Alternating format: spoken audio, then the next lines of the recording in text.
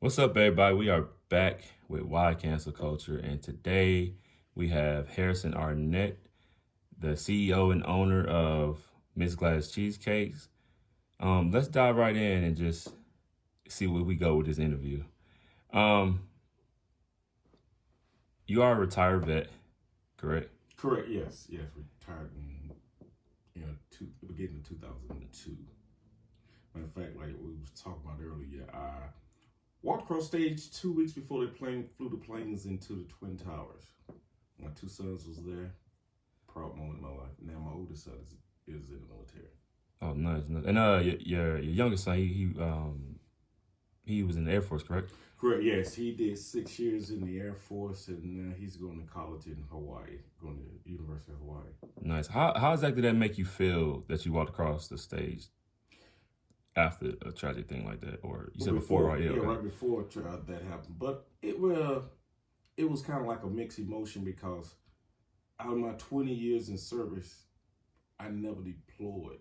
There was a couple of conflicts that went on while I was in, and it always seemed like when something jumped off, I was just about to transition and go somewhere else. Say for instance, I re-enlisted to go to Panama 2 weeks before they invaded Panama, but I didn't get a chance to go to Panama till after the war was over. Same thing when they invaded. I forgot somewhere else. I forgot where they invaded. I was in Europe and they invaded somewhere else. Didn't get to go. And then during the first Gulf War, we went to Panama, and once we got to Panama, they were like, no one in Panama is leaving Panama. Everyone here is here for the security of South America for Panama. So no one can leave Panama. No one's going to the first Gulf. It's like every conflict that happened, I've seen the miss. And it was kind of crazy because it's kind of like you don't want to go to war. But for me also, when I was as an instructor, I used to be an instructor in my field as a mechanic. And most of my soldiers that came in was a lot younger than me. Every last one of them had a combat patch. They used to look at me like, Sergeant, you never deployed? Don't be jealous. Don't be jealous. Don't be hating because somebody was shooting me. Yeah, God got me good. Got me good. So 20 years, I never deployed in my entire 20 years. I met one other guy. He was infantry. Same way. I met one guy. I worked at Cumberland Hall. His name was JB. And he never deployed. Yeah, never deployed. I was like, wow. My Yeah. wife did. So what was the pivotal moment in your life? Because the thing is, after your retirement, when you went into the service, did you know you were going to do 20 years? Or that's not what your mind was? No, my mind was like, I went in unknowing what was going on. And when I got in, the first place they sent me was like, ooh, horrible. So I was like, couldn't wait to get out the Army. Matter of fact, me and a couple other stoners used to ride around right on I said we was mechanics, and back then some of the motors came in wooden crates, and we used to write FTA on everything. F the Army. Mad at the world. Yeah, mad at the world, and we wrote it on everything. Like, I'm not standing, screw this. And then when it came time for me to get out, I was in California, and my dad sent me a newspaper with the WONADs in it. He's like, "There's no jobs here. Why are you coming back?" And then Marine Enlistment NCO was like, "Hey, we got a 4 offer." I'm like, "What's that?" He's like, 4 times your base pay times the amount of years that you re-enlist. You give you a check. Oh, we gotta get that money. Yes, indeed. Like, Yeah. it's time to start driving Volvos. Oh, damn. And re-enlisted, and I had already promised myself if I do 10, that's halfway there. I'm gonna do 20. Yeah. And that's what I did. Remember how I used to talk about, man, motherfucker needs to join the Army, they soft and all this shit. And when I actually went to basic, I was like, oh, fuck. It ain't what I want. Now, I'm glad I got sent home, though, not because of, like, my performance, but at the time, you remember I got my tooth pulled and all that stuff. Oh, yeah. But, yeah, when I came home, I told you, like, hey, that shit ain't for everybody, like you used to say. I still say it to the day. The military is not for everybody. It's a good experience, I think, for a lot of people because it really opens your eyes if you get into the gist of it to like a lot of people who think they hard. And when you're in a position where you can't really bulk back or fight back because it's a losing battle, Yeah. it tests your mental strength. Yeah, like dude telling me, you forgot your hangers? No, sir. He like, You call me sir? Yeah, what the fuck off of my head? Yeah, that's what I was trying to tell you for your life. Like, dude, there's no right answer. Oh yeah. And they're gonna put you in a position to where you have to answer.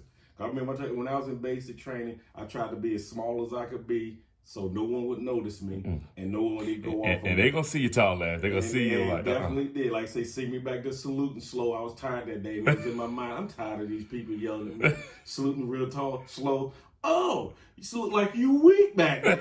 Oh, we got to build your body up. Get down, do some push-ups.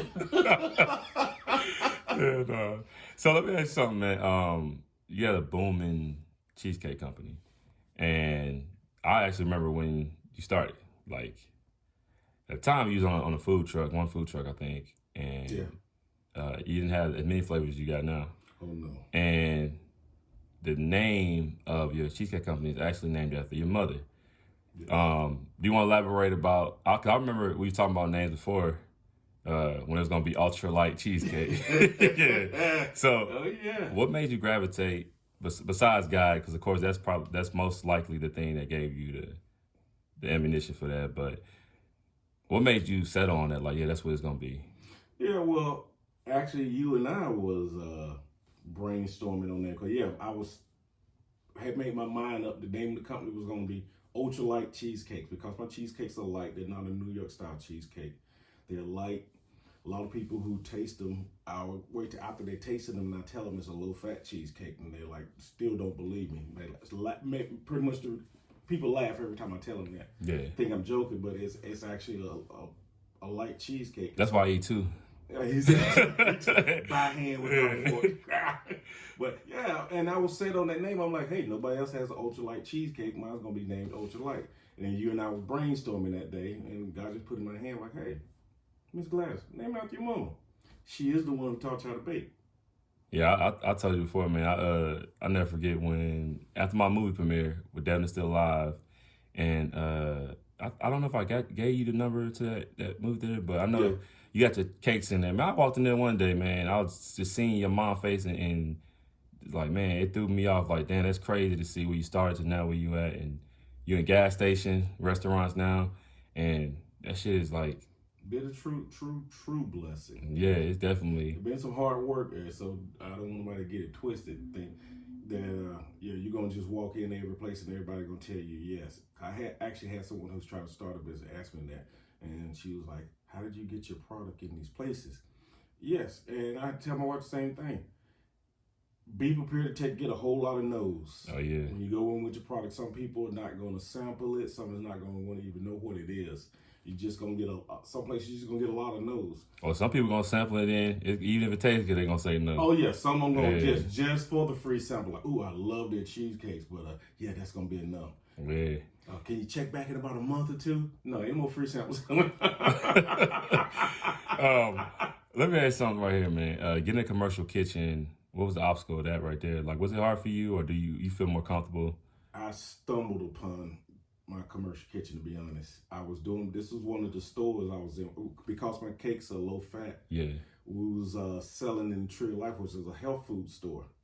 And because my cakes are low fat, we was selling the cakes in the health food store. And I knew the lady that owned the building, Miss Yvonne, and she let me know that she was about to close her store down. So I was like, hey, you closing the store down, what about the commercial kitchen? So she agreed to rent me the commercial kitchen. And so we've been renting her kitchen since then. It's about 4 years. So now we're not only now are we a commercial kitchen, we're now a actual licensed manufacturer, because we sell to restaurants. The state came back and said, because we sell to restaurant, the people that we're selling to is considered third party. The restaurant's second party, the people that buy it are now third party to us. So we're now actually a licensed restaurant, which means we get a more strict inspection. We're inspected by the state now, not the county. And our inspection costs more money now. Hey, it pays to be the boss, though, right? Yeah, no, you have to pay to be the boss. Yeah. As me personally knowing the background on you, I know that you and your wife made the cakes, and shout out to Miss Vonda, because we know she put overtime in when it comes to making cakes, and you do too. And I always say, man, hey, you know you're my dog, and it's crazy to see like you work late and then you still up early. And I know people that's not even half your age, they sleep until 1 o'clock, 12 o'clock. And yeah, man, they wasting time. Can't Yeah, get anything done doing that. Yeah, you and I work together. Yeah, I get off at 1 in the morning, and I'm out at the kitchen 8, 9 o'clock in the morning, helping my wife do cakes. Some people don't believe it. Most people I know Miss Vonda's cooking those cakes. Yeah. I'm like, my wife do cook a lot of the cakes. I do cook cakes also. We have a little system set up mostly. I cook cakes sometimes. She cooked the majority of them. Most of the time I'm shopping and delivering, and she's doing most of the baking now. But at one point in time, it was only me baking. Yeah, I remember. What about the cookies too? I don't want to forget that right there. Oh yeah, and the cookies we do. For people who don't know who like to order cookies on DoorDash, because we do DoorDash. If you order the cookies on DoorDash, please call us first before you call DoorDash, because we do not keep the cookies on hand. We only bake them like right before we take them to the restaurant. So if you want to order cookies straight from the kitchen, call us, put your order in. Sometimes we can deliver, sometimes we can't. You're more than welcome to come pick them up. Or if you're going to do DoorDash, call us first. And we do have a special for the dozens. So you can get a dozen, because we sell the cookies $1.25 each. They're a large 3-ounce cookie. But we do a $13 dozen special. Nice. But you got to call ahead. So let me ask you something, man. How did COVID impact your business?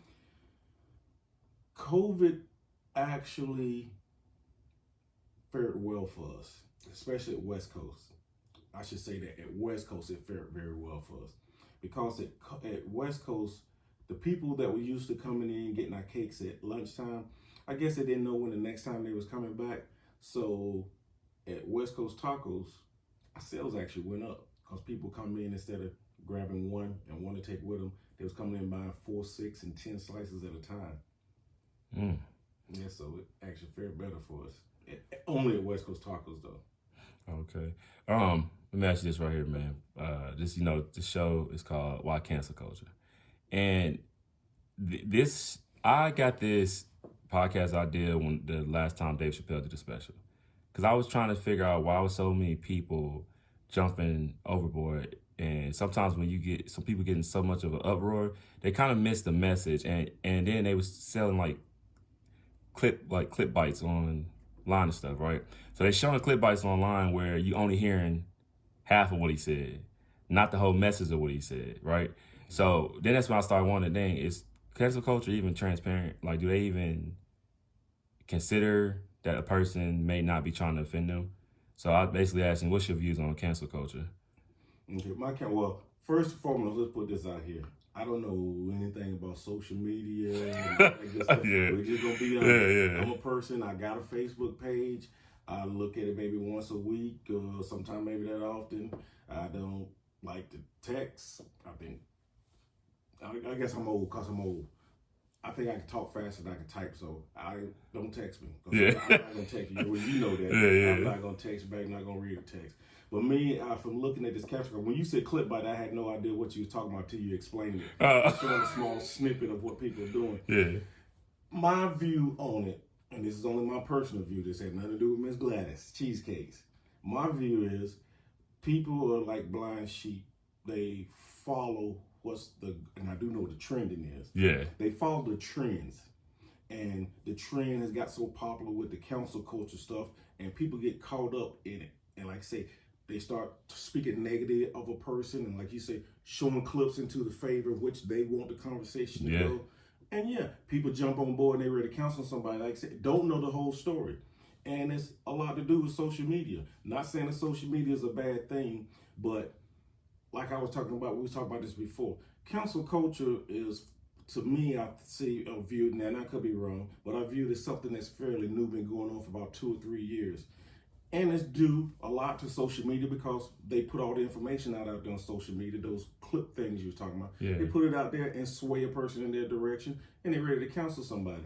And the reason I say it's new and people are following the trend like that is because social media has been out for many, many, many years. They didn't have cancel culture that many years ago. And I got real popular around 2012, and you didn't hear about cancel culture.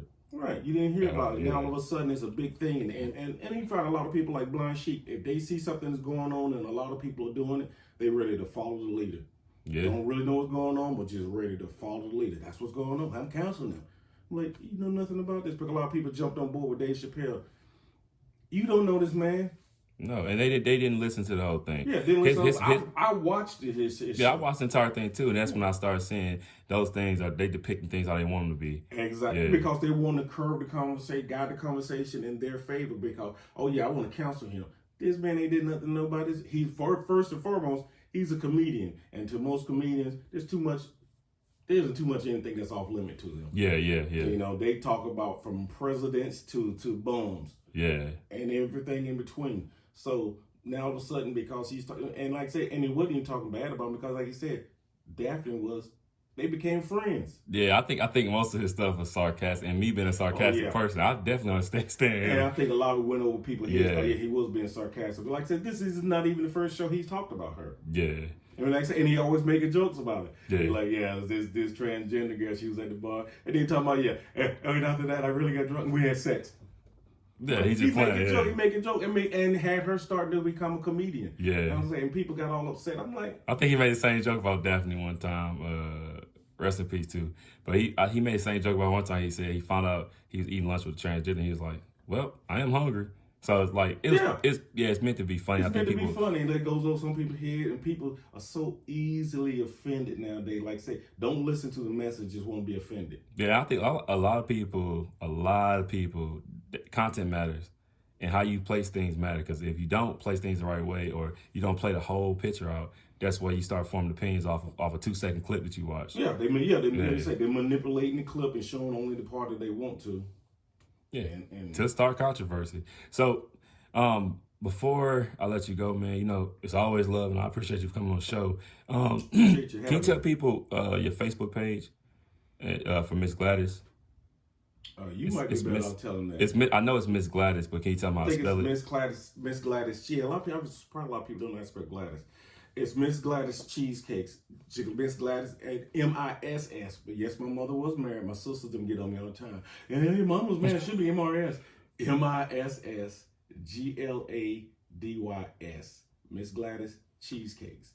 Yeah, y'all make sure y'all tap in on Facebook. I'm a person that actually never ate cheesecake before. I didn't like it until I started eating his cheesecake. And hey, we order damn near every month faithfully. I had a lot of people tell me that before. Be like, I don't eat cheesecakes, but I eat your cheesecakes. Oh, yeah. I think it's because my cheesecakes is not in New York style and don't fill your mouth with the fat. Yeah. So, let people know before we go off. We also do gluten-free cheesecakes. We do keto-friendly cheesecakes as well. Yeah. All right, so y'all tap in, and I am gonna tag the Facebook page in the post. And appreciate you for coming on, man. We out.